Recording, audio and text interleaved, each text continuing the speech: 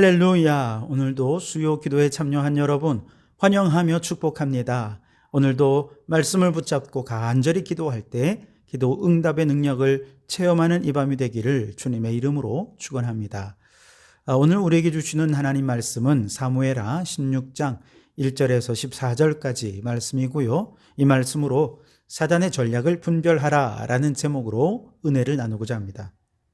자, 우리 계속해서 다윗의 얘기를 나누고 있는데요. 지난 시간에 압살롬의 반역 이야기를 나누었죠. 믿었던 아들에게 배신당해서 왕실의 모든 것 그대로 두고 급하게 몸만 빠져나가는 다윗의 피난길은 정말 피눈물 나는 피난길이었습니다. 그동안 자신을 수족처럼 따르던 수많은 신하들이 다 압살롬에게로 마음을 빼앗겨 배신하여 넘어가 버렸고, 지금 그의 곁에는 그렛과 블렛과 가드 사람, 이방인 용병들만이 남아서 그를 지켜주고 있습니다. 다윗을 따라오려던 제사장들, 또 다윗의 지략가였던 후세, 그들은 후위를 기약하며 힘들더라도 예루살렘으로 돌아가라고, 압살롬의 신하로 있으라고, 저주와 치욕으로 정말 점철된 시간이라더라도 잘 참고 견디라고 그렇게 얘기하고 다윗은 피난길에 오르고 있습니다. 자, 그때 요나단의 아들 무비보셋, 여러분 기억하시죠? 장애인, 다리가 절름발이인 무비보셋의 종인 시바가 풍성한 먹거리를 가지고 다윗을 맞이합니다. 오늘 1절과 2절에 보시면 다윗이 마루턱을 조금 지나니 무비보셋의 종 시바가 안장 지운 두 나귀에 떡 200개와 건포도 100송이와 여름 과일 100개와 포도주 한 가죽 부대를 싣고 다윗을 맞는지라. 왕이 시바에게 이르되 내가 무슨 뜻으로 이것을 가져왔느냐 하니, 시바가 이르되 나귀는 왕의 가족들이 타게 하고 떡과 과일은 청년들이 먹게 하고 포도주는 들에서 피곤한 자들에게 마시게 하려 함이니이다 그랬습니다. 말씀드린 대로 무비보셋은 비록 사울 왕가의 혈통이요 장애인이었지만 다윗이 그렇게 사랑하던 요나단의 유일한 혈육이었기에 그에게 사울 왕의 재산을 다 돌려주었습니다. 그의 신분도 회복시켜 주어서 다윗과 함께 식사할 수 있도록 최선을 다해 배려해 준 인물이죠. 시바는 바로 그 무비보셋의 종이었는데 다윗의 피난길에 꼭 필요했던 풍성한 먹거리 그리고 나귀를 가져와서는 다윗을 위로합니다. 얼마나 세밀하게 챙기는지, 자, 나귀는 왕의 가족들이 타시고 음식은 청년들이 먹어 힘을 얻게 하시고 포도주는 피곤할 때 마시면서 피곤을 이기게 하십시오. 그러면서 아주 세심하게 꼭 필요한 걸 가지고 다윗의 피난길을 도와주며 위로한 것입니다. 자, 그런데 이렇게 도망자가 된 다윗을 시바는 왜 돕는 것일까요? 그리고 그의 주인 무비보셋도 시바와 같은 생각인지 궁금했어요. 그래서 다윗이 묻습니다. 3절 상반절에 보시면 왕이 이르되 내 주인의 아들이 어디 있느냐? 그러자 시바가 말합니다. 예루살렘에 있는데 그가 말하기를 이스라엘 족속이 오늘 내 아버지의 나라를 내게 돌리리라 하나이다 하는지라. 그래서 무슨 말입니까?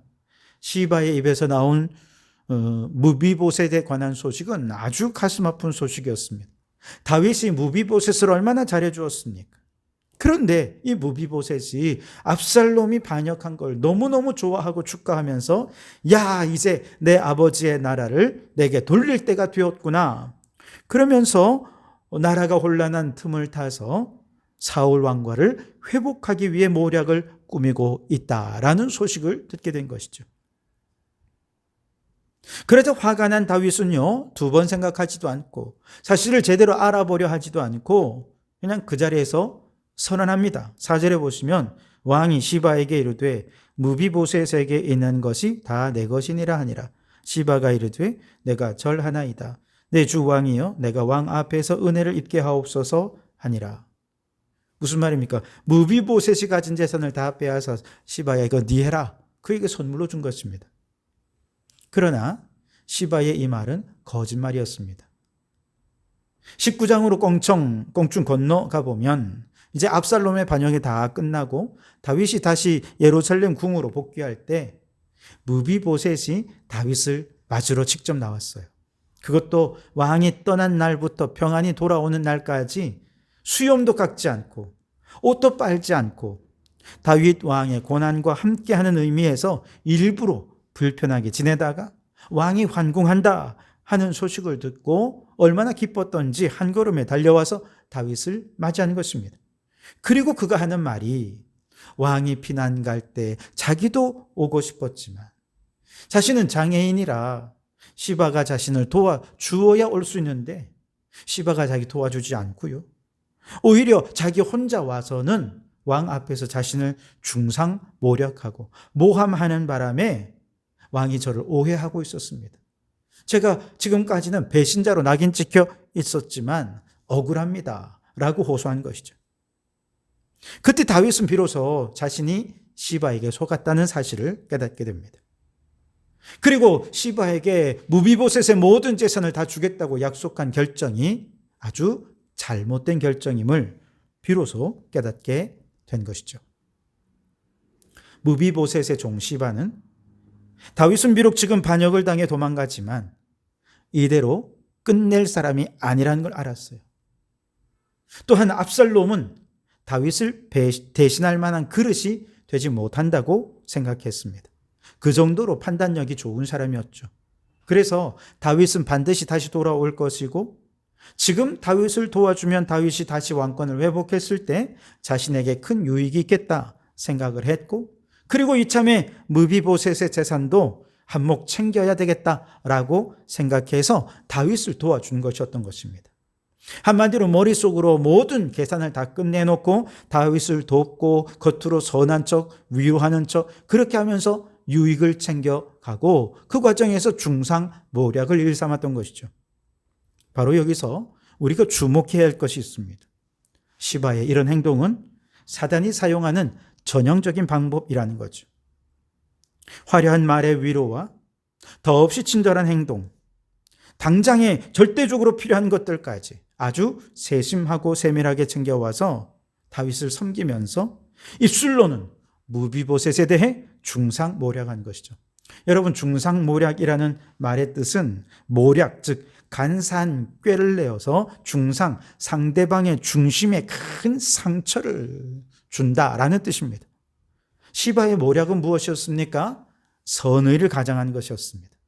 그래서 가장 선하고 가장 착한 위로자의 모습으로 다윗을 도와준 것이죠. 그러면서 무비보셋에 대해 없는 말을 만들어내고 거짓말을 하고 그러면서 비난을 한 것이죠. 당시 비난길에 올랐던 다윗은 사실을 확인할 수 없었기에 감정이 앞섰습니다. 화를 내며 안 그래도 아들에게 배신당해서 화가 나 있는데 그런데 또다시 내가 그렇게 잘해줬던 무비보셋이 나를 배신해? 그러면서 화가 날 수밖에 없었죠. 그래서 무비보셋의 재산을 시바에게 다 주도록 잘못된 결정을 하게 되었던 것이죠. 여러분, 마귀는 이렇게 선한 모습을 가장해서 다가옵니다. 에덴 동산에서 뱀이 하와를 유혹할 때 너도 하나님처럼 될 수 있어. 눈이 밝아질 거야. 그러면서 하와를 위하는 척하면서 하나님을 대적하고 죄를 범하게 유혹한 것 아니겠습니까? 광야에서 40일 동안 예수님께서 금식하신 후에 사단이 와서 예수님께 유혹을 합니다. 뭐라고 유혹합니까? 돌을 떡으로 만들어라. 떡을 만들어서 배부르면 좋지 않겠냐? 다 예수님을 위하는 거라 생각하면서 그렇게 예수님을 미혹하는 거예요. 천하 만국을 보여주면 나한테 딱 절하면 이거 다 넣어줄게. 모든 것이 다 예수님의 소유가 될 것처럼 얘기하면서 딱 한 번만 경배해 라고 유혹하는 것이죠. 예수님을 위하는 척 선의를 가장한 죄가 그 속에 있는 것이죠. 고린도후서 11장 14절 15절에 보면 이것은 이상한 일이 아니니라. 사탄도 자기를 광명의 천사로 가장하나니 그러므로 사탄의 일꾼들도 자기를 의의 일꾼으로 가장하는 것이 또한 대단한 일이 아니니라. 그들의 마지막은 그 행위대로 되리라 그랬습니다. 그렇습니다. 이처럼 사단은 항상 광명한 천사처럼 다가와서 간쓸게 다 내어줄 것처럼 그렇게 해놓고 결정적인 순간이 오면 우는 사자가 먹잇감을 삼키는 것처럼 그를 삼켜버리는 것이죠. 한없이 선하고 착하고 사랑스럽고 나를 위하는 척, 말로는 얼마나 그렇게 화려하게 말을 잘하는지 사람의 마음을 다 빼앗아간 후에는 그를 죄악으로 빠뜨려 버리고 마귀의 종이 되게 만들어 버린다는 것이죠. 아무리 똑똑하고 법률에 대해 잘 아는 사람이라 해도 누군가 그를 타겟으로 정하고 사기치려고 작정하고 달려들면요, 뭐 변호사 아니라 판사 검사들도 사기꾼에게 깜빡 속아 넘어갈 수 있습니다.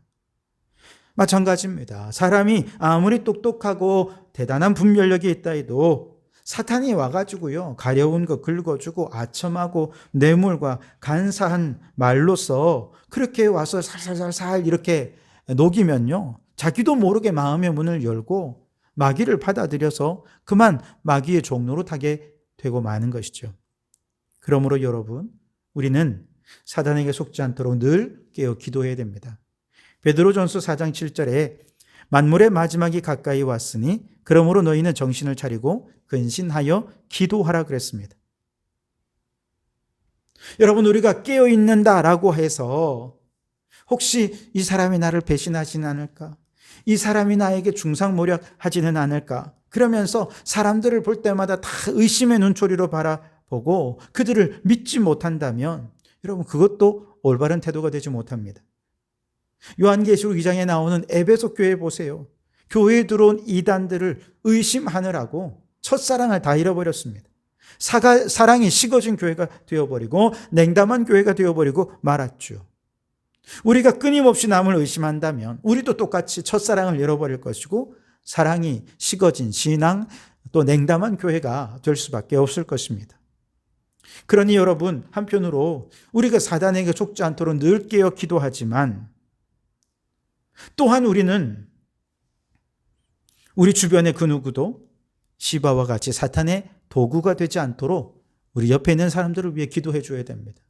그를 의심하는 것이 아니라 오히려 그가 마귀의 종노릇하지 아니하도록 그를 위하여 기도해 주는 자가 되어야 하고요. 그리고 중요한 것, 나 자신이 그렇게 사단의 도구가 되어서 배신하고 중상모략하는 죄를 범하지 않도록 늘 영적으로 깨어 기도하는 우리 성도들이 되시기를 주님의 이름으로 축원합니다. 자, 시바에게 뒤통수 맞은 줄도 모르고 다윗은 계속 도피의 길을 걸어갑니다. 비록 지금은 다윗은 비참하고 궁색했지만 그렇다고 완전히 망한 건 아니지 않습니까? 그저 작전상 잠시 후퇴했을 뿐입니다. 그런데 다윗을 싫어하는 사람들은요, 다윗이 완전히 망한 줄 알고 다윗을 뒤따라가면서 저주를 퍼붓는데요. 그 대표적인 사람이 시므이였습니다. 7절과 8절에 보시면 시므이가 저주하는 가운데 이와 같이 말하니라. 피를 흘린 자여, 사악한 자여, 가거라 가거라. 사울의 족속의 모든 피를 여호와께서 내게로 돌리셨도다. 그를 이어서 내가 왕이 되었으나 여호와께서 나라를 내 아들 압살롬의 손에 넘기셨도다. 보라, 너는 피를 흘린 자이므로 화를 자초하였느니라 하는지라. 시므이는 사울 왕 가문의 사람이었죠.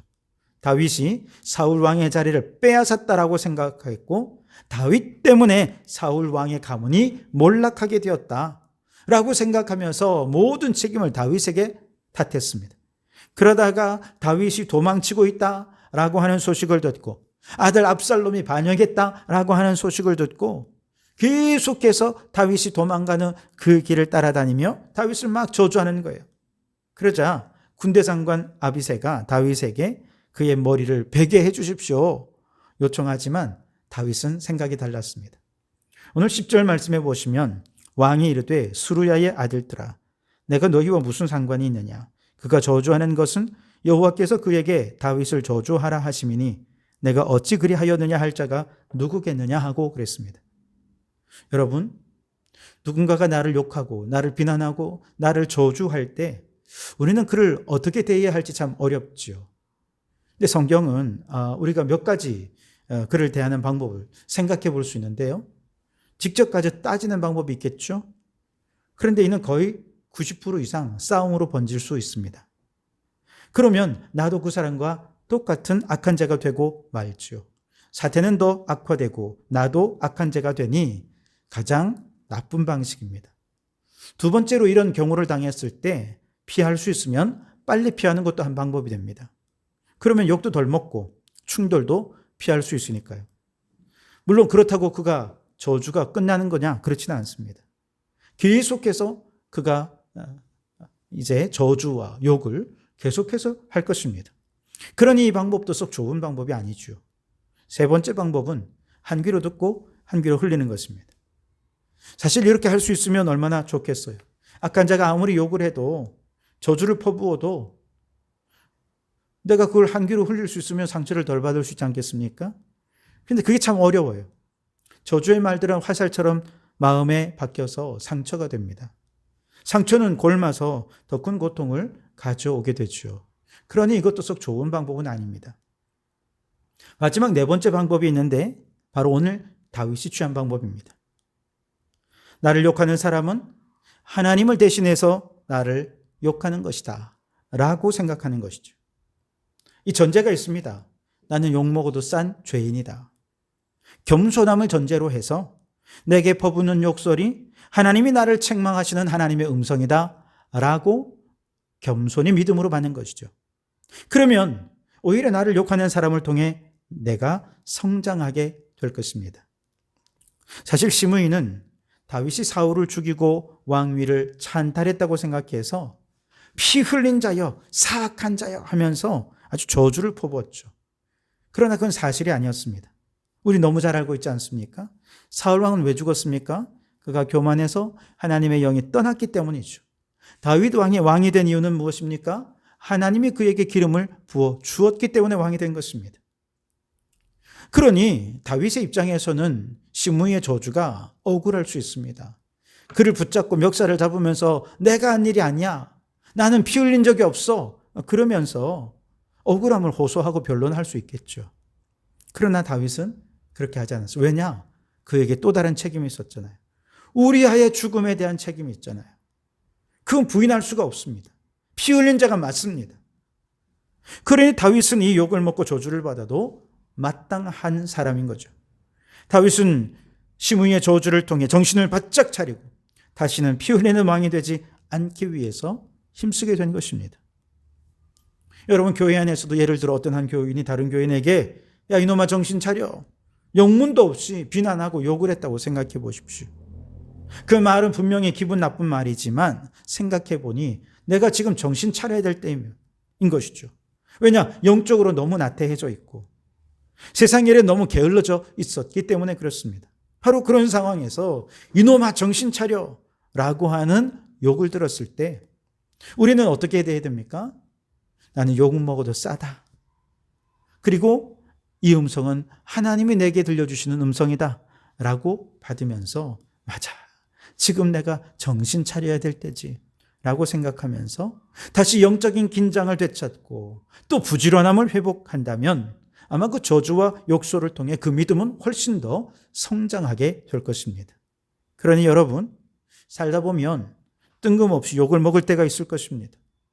이때 나를 욕하는 사람들을 직접 상대하지 마시고 혹은 도망가거나 회피하지도 마시고 두 가지, 나는 욕 먹어도 마땅한 사람이다 라고 하는 겸손으로 그의 욕설과 저주 속에는 하나님이 지금 내게 들려주시는 경고의 메시지가 있다라고 하는 믿음으로 그 이야기를 들으실 수 있기를 바랍니다.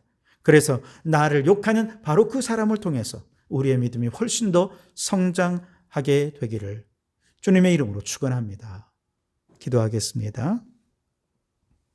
주님, 지금도 광명한 천사처럼 가장하여 나를 위하는 척하며 우리를 무너뜨리고 죄에 빠뜨리는 사단에게 속지 않도록 늘 깨어 기도하게 하옵소서.